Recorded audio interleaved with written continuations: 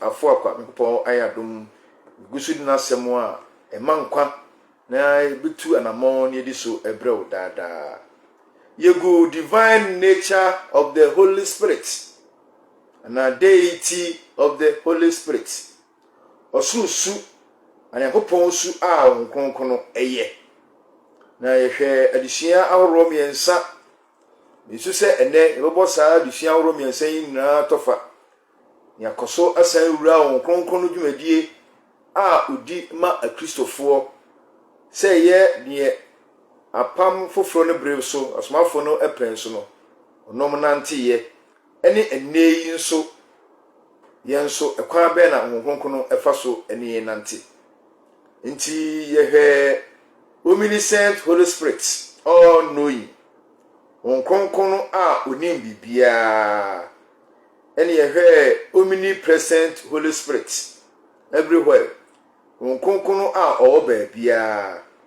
ene yehwe omnipotent Holy Spirit all powerful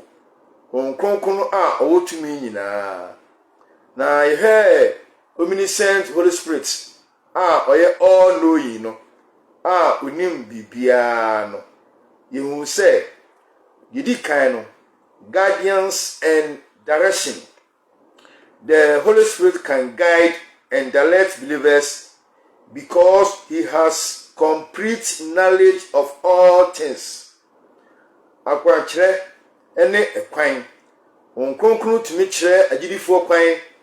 na okyere wo kwan efise owo nimdie nyinaamu no owo ene esan hwe conviction and repentance. The Holy Spirit can convict believers of sin because he knows their thoughts and intentions. Afobuo ene agensachra onkonkono betumi abu agidifo fo bone ho efise wonim won susuye ene won chimpo ahoro nyina ene esan hwe intercession in prayer. Intercession and prayer. The Holy Spirit can intercede for believers according to God's will because he knows God's thoughts and plans. Udimafo ene empaibo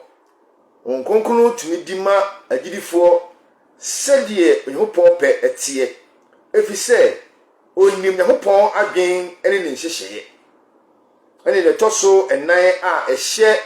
omniscient Holy Spirit all knowing no